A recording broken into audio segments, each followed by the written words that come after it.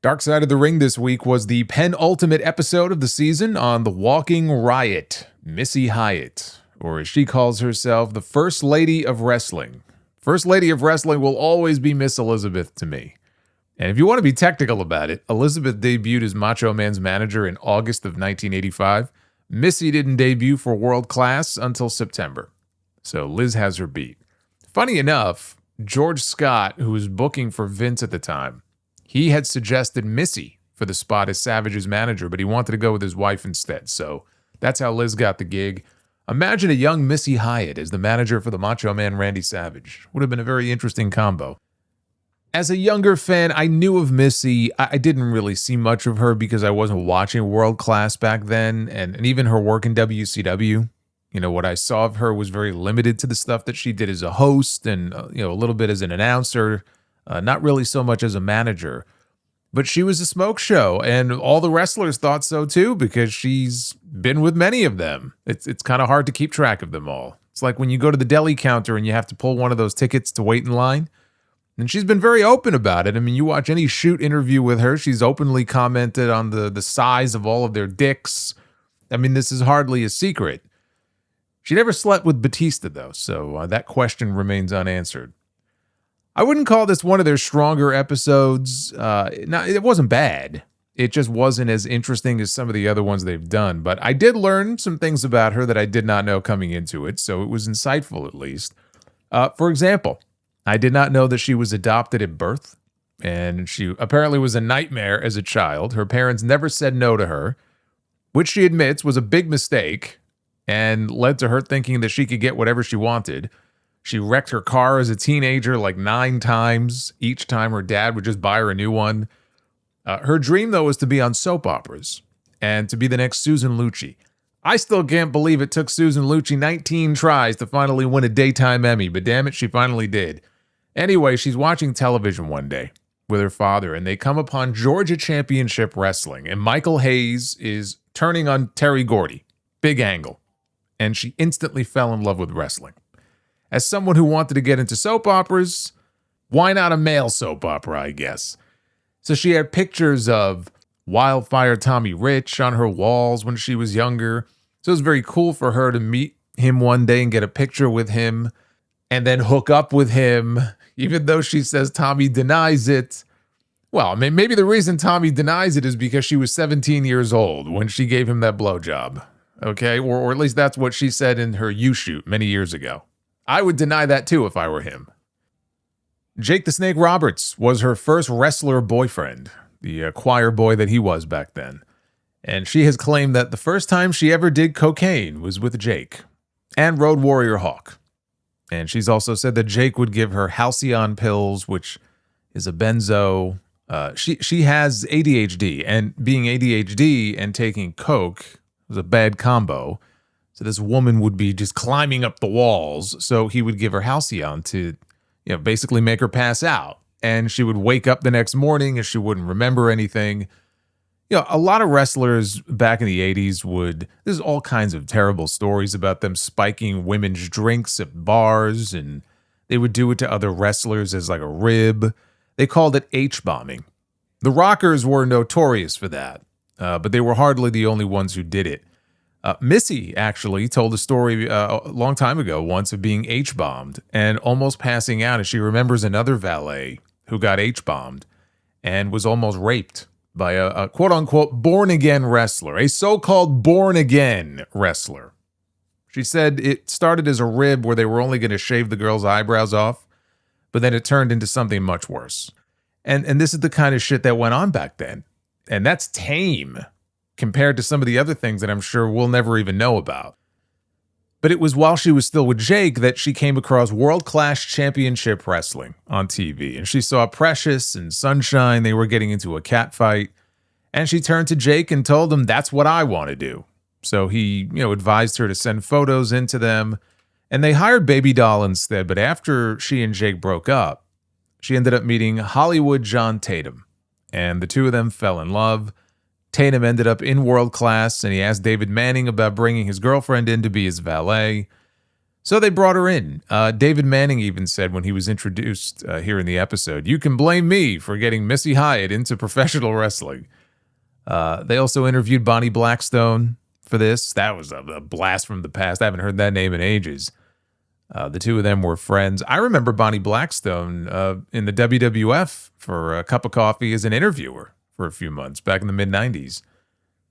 But Missy eventually left Tatum for Eddie Gilbert. And the two of them were married for about a year and a half. You know, Eddie Gilbert, he pulled Missy and Medusa because he was married to Medusa also for a few months. That man was doing something right. I don't know what, but hey, good for him. They talked about her brief run working for Vince McMahon as well. Because Vince McMahon came calling. He wanted to bring in Eddie and Missy with the promise that he would make her, this is according to her, the promise that he would make her bigger than Hulk Hogan. Well, at least we know why Vince brought her in, because if he said anything even remotely close to that, he did so clearly with the intention of getting in her pants, because that's a preposterous statement to make. But the idea was that she was going to replace Piper's Pit, because Roddy Piper was retiring to do movies. And I talked about this on the podcast many years ago. She wasn't there very long. This was not long after WrestleMania 3. Eddie Gilbert ends up not going with her because he was more interested in booking. Not so much wrestling. And Vince had given him the option to either wrestle or manage, you know, whichever you want to be. He wanted to book, and they weren't going to offer that to him.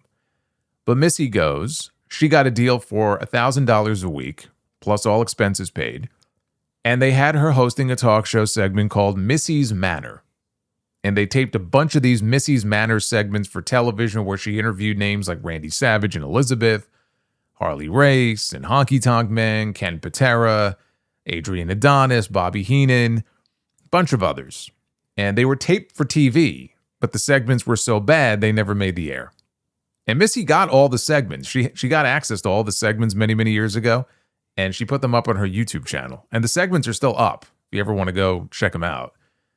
If you go to her channel, by the way, you'll also find a home movie, not that kind of home movie, but a home movie from back when she and Eddie Gilbert were together. They were hanging out by the pool, and a young Paul Heyman is there. So if you ever wanted to see Paul Heyman riding down a water slide, today's your lucky day. But if you watch those Missy's Manor videos, they're very awkward. They're not very good. And the idea that she would be effectively replacing Roddy Piper would be the equivalent of like Vince McMahon passing Shawn Michaels over in the mid-90s to go with Henry Godwinn as his top babyface. Okay, it's just ridiculous. So after the first few of these that they taped, Vince told her, you know, stand up off the couch and start showing off your legs more when you introduce the segments, which you could see her doing in some of the later ones.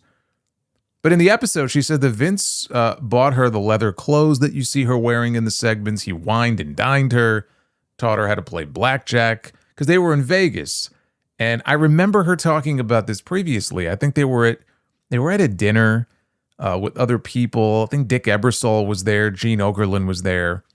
But then after walking her back to her hotel room, he tried to stick his tongue down her throat, which sounds very on brand for Vince McMahon. She was engaged at the time to Eddie Gilbert. She wasn't going to cheat on him. She pushed him away, and she shut the door.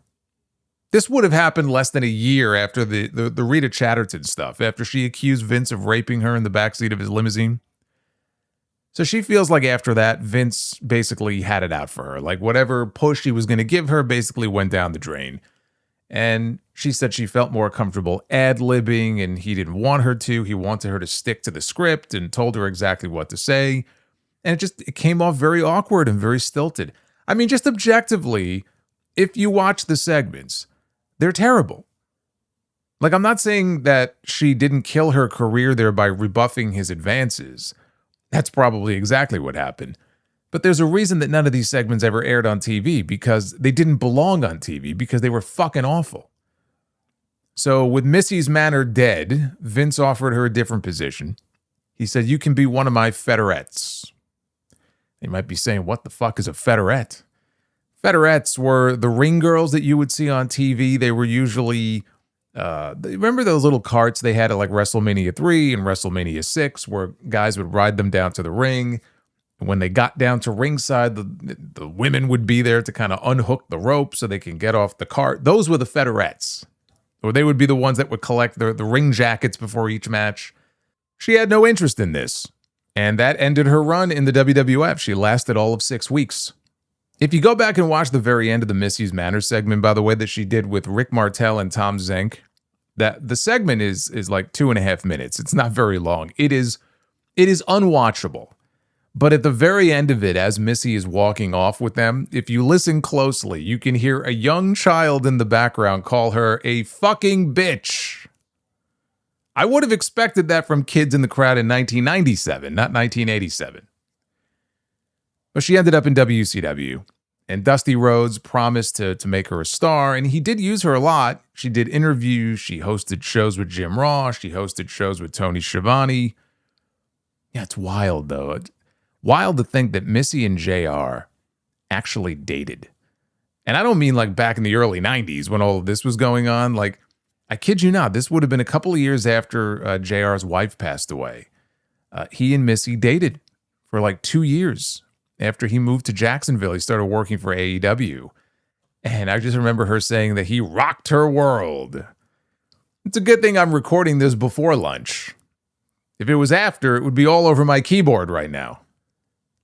They also had her doing updates on the hotline where she would just make up random gossip and just talk about whatever she felt like just making up and talking about. $1.99 a minute they charge for this shit. That's why they would always say, kids, get your parents' permission before calling. I'm going to assume their parents weren't around to begin with if these kids are in the crowd calling this woman an effing bitch. But she had Sundays on the hotline. That was her day. And she claims that her day brought in $500,000 one year. Far and away more than anyone else on the hotline was bringing in. And you know how much she made out of that? Zero. She made $0 from it. She said she had a calendar that they sold, and it sold like crazy, and she made a whopping $19 from it. She was the lowest paid person there. But she ends up in a relationship with Jason Hervey, who was only 21 years old at the time. He played the asshole older brother on the TV show The Wonder Years. He was a big wrestling fan. In fact, he was one of the judges that they had at ringside for the first Sting-Ric Flair match at the very first Clash of the Champions in 1988, when the match went to a decision. And what a panel of judges it was. It also included an actor from the show Leave It to Beaver. And speaking of Beaver, the Penthouse Pet of the Year. She was another judge. An esteemed panel indeed. Hervey was a big fan, though. He was a TV celebrity at the time. So years later, WCW was using him on TV in angles and such. And there was one in particular that I remember where Hervey was on Paulie Dangerously's Danger Zone segment. Paul was insulting him about his relationship with Missy. And then he smashed his, remember the big old cell phone he used to carry around, his trademark cell phone, smashed it over Hervey's head. Everything was good, though, between them for a couple of years until one day Hervey went out on his boat with a bunch of girls, didn't tell Missy. And when she found out, she realized, look, if you're going to lie to me about a little thing like that, you'll lie to me about big things too. You can't be trusted. So she says she broke up with him. This, she claims, is ultimately what led to her being fired from WCW. Now, I do need to point out that in her book, which came out in 2001, I believe, she said something very different. She admitted that she cheated on him with a hockey player, who is currently the head coach of the Carolina Hurricanes, and that she confessed to him a week later, and then they broke up. That's very different than the way she portrays it here in this episode. So in the past, she said that she turned down Vince McMahon's advances because she was married to Eddie Gilbert and she didn't want to cheat on Eddie, but she cheated on John Tatum to be with Eddie Gilbert in the first place. And now here she's saying conflicting things about how and why she broke up with Jason Hervey. Make of that what you will. Eric Bischoff at the time had just gained power within WCW. He was very good friends with Jason Hervey. The two of them actually went on to, for many years really, to produce and pitch various television shows. Missy says that Eric was so far up Jason's ass, he would do whatever he wanted. I'm not sure how that's even possible, given how far up Hogan's ass Bischoff was later on. I mean, the man can't be in two asses at once. She didn't want to be a manager, though. She wanted to be an announcer. They didn't see it that way. They took away her announcer duties, and they put her with, of all people, they put her with the Nasty Boys as a manager. And I think she had actually pitched the idea of, okay, well, maybe I could be with the Hollywood Blondes, which honestly, that would have made more sense. They put her with the Nasty Boys instead, which was completely pointless. The Nasties didn't want to work with her. And I think she complained about how they barely let her get a word in during promos. All they did was scream and shout over her. It was a weird combination. It's like when they trotted out Zeb Coulter to manage Alberto Del Dipshit many years ago when he came back to WWE. If they put me with the Nasty Boys, that would be enough to get me to quit. And maybe that was their goal with her too. I don't know. But then we get to Starrcade 93. And Missy is out to the ring with the Nasties for their match against Sting and Road Warrior Hawk, her old coke buddy. During the match, one of her breasts pops out of her top, and one of the photographers, they got a shot of it before she popped it back in. The next time she shows up at WCW's, I assume, TV studios, there's a bulletin board in the hallway with a photo tacked to it showing her with the exposed breast. And she is obviously shocked and appalled by this. Someone's idea of a joke. She rips it off. She throws it in the trash. And then later on, she figured, you know what? I ought to keep this as evidence. So she actually fished it out of the trash, which was smart of her to do. She dug it up and she kept it. She actually still has the photo. In the episode here, she was digging around her old belongings, and she found it. So she kept it after all these years. But that day, she told Eric Bischoff that she wanted an apology from the photographer, right? Because she was appalled by this. And says that she told Eric, if there's more of these around, I want them taken down. So after that, she ended up calling to talk to somebody more senior in the Turner hierarchy there, because she hadn't heard anything back from Bischoff. And whoever this person was, she told them about the photo. And this person knew nothing about it because Eric never told them about it. It got back to Eric, though, that she went over his head to somebody else to complain, and she says that's why he fired her. He brought her in and said, you're fired, you went above my head, you're fired.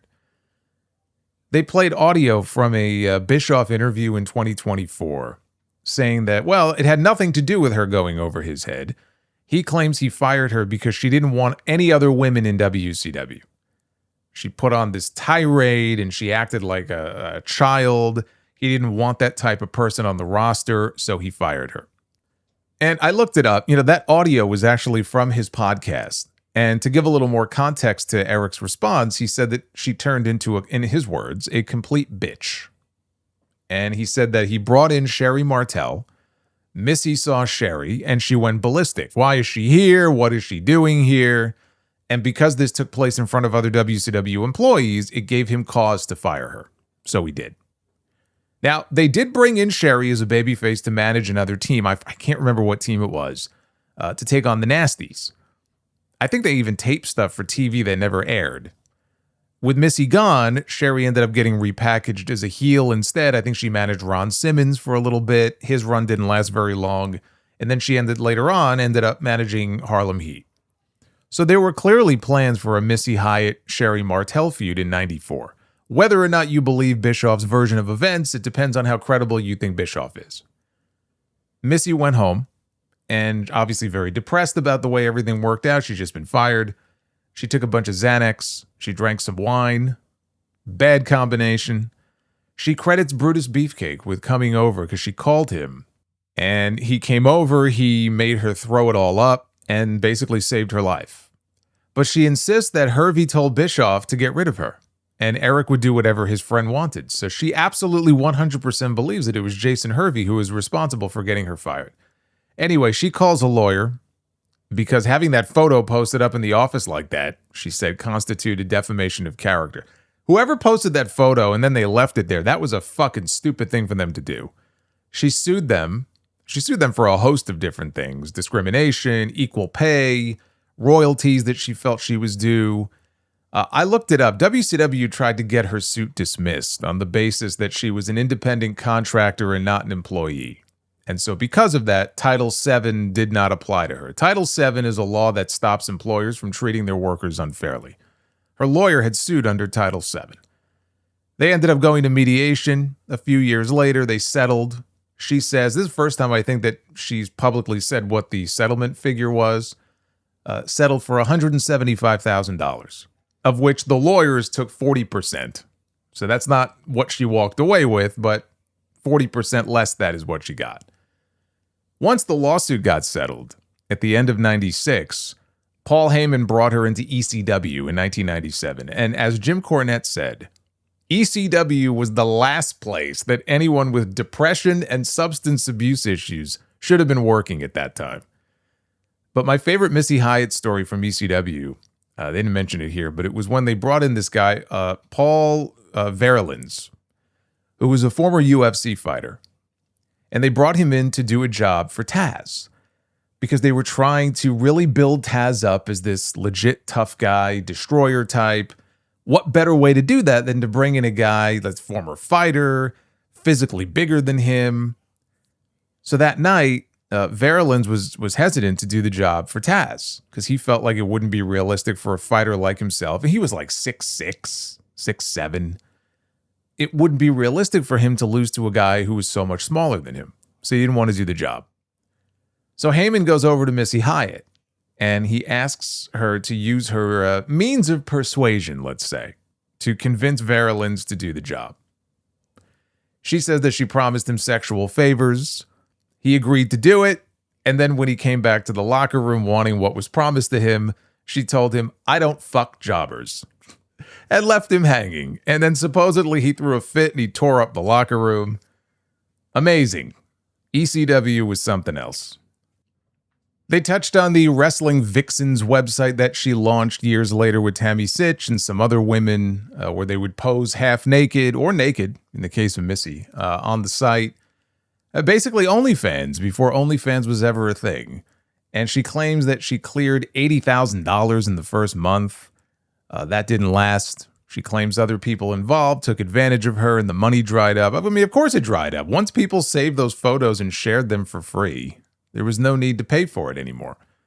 But it wasn't just photos. It was videos, too, they had up there. There was one with Missy and Tammy. They were standing naked in a shower pouring milk all over themselves. Or so I've been told. But she fell into a deep depression in the years that followed. She had a psychotic break. She tried to kill herself. She was sitting on the floor one day with a gun, ready to blow her brains out, when she called a friend, and the friend allegedly told her, "Do it in the bathtub so there'll be less of a mess to clean up." It's like, wow, some friend you got there. Apparently that woke her up, though, and she went to the doctor the next day, and she got the help that she needed. And since then, she says she hasn't had a drink or a drug or done anything to harm herself. And she also credits therapy with being a lifesaver for her. Then they introduced us to her life partner, is what they called him, who looks to be a good 15 years her junior and admits that he was a fan of hers when he was 15 years old. He even showed the photo of her that he kept in his locker in high school. But she seems happy now and says no man has ever treated her as well as he does, so congrats to the happy couple.